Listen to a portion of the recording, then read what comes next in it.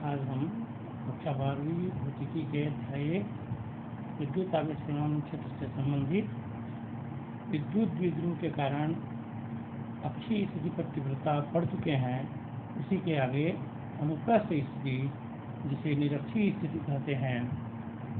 निरक्षीय स्थिति उसे कहते हैं जिस बिंदु पर विद्युत क्षेत्र की तीव्रता ज्ञात करनी होती है वह द्विध्रुव के मध्य बिंदु से होकर जाने वाली लंबार्धक पर स्थित होती है, तब उसे निरक्षीय स्थिति कहते हैं।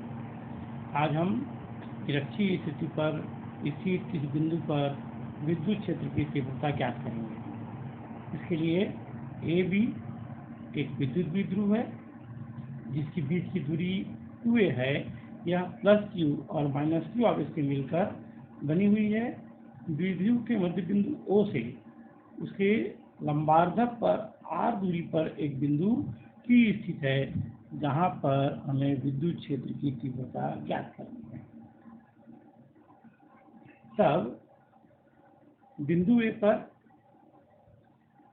पर +q आवेश के कारण विद्युत क्षेत्र की तीव्रता E1 = 1/4πε0 Q/AP²। ये AP की दिशा में होगी।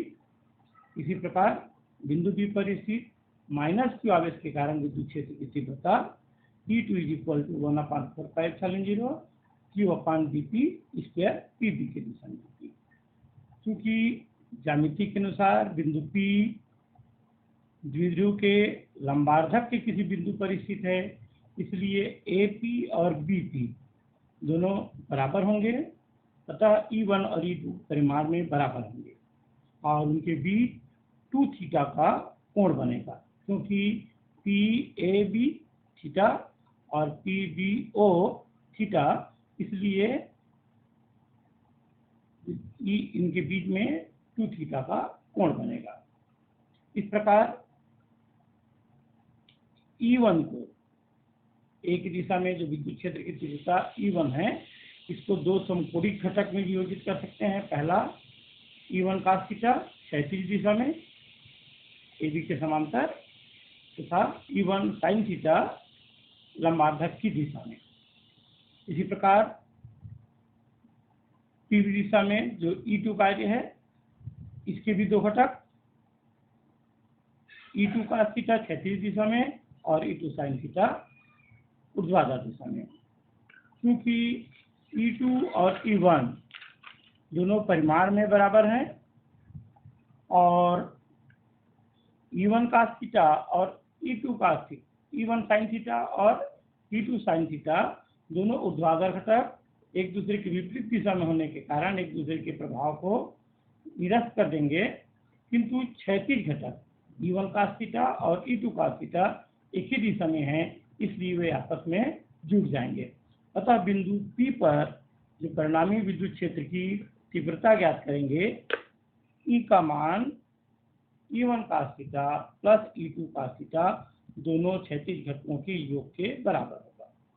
चूंकि E1 E2 के बराबर है, अतः E = 2 E1 cos θ, E = 2 1/4πε0। E1 का मान है Q/AP² × cos θ। अब चित्र के अनुसार एक समकोण त्रिभुज POA में पाइथागोरस प्रमेय लगाएंगे तो कर्ण का वर्ग बराबर लंब का वर्ग धन आधार का वर्ग। इस सूत्र से AP² r² प्लस a² प्राप्त होगा, अर्थात AP = r² a²।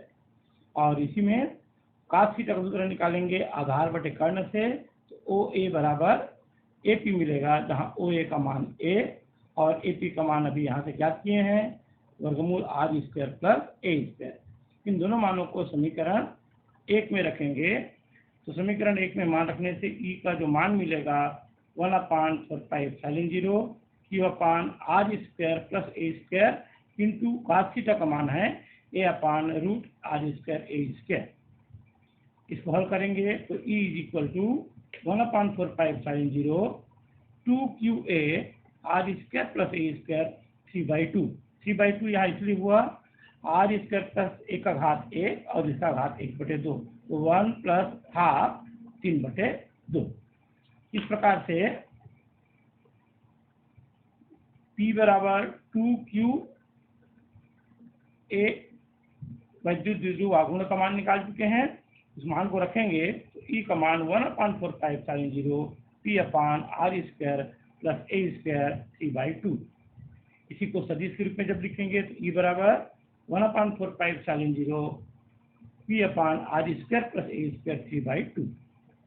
क्योंकि हम जानते हैं कि वैद्युत द्विध्रुव का आकार बहुत छोटा होता है और उस द्विध्रुव से बिंदु P की दूरी बहुत अधिक होती है, अतः a बहुत छोटा है r से, तब r² की तुलना में a² की उपेक्षा कर देंगे तो E का मान 1/4πε0 P/r² 3/2। इस प्रकार दोनों 2 और 2 कट जाएंगे तो E = 1/4πε0 P/r³। यही निरक्षीय स्थिति या अनुप्रस्थ स्थिति में विद्युत क्षेत्र की तीव्रता का व्यंजक। दोनों स्थिति में हमने तीव्रता ज्ञात किया, अक्षीय स्थिति और निरक्षीय स्थिति में।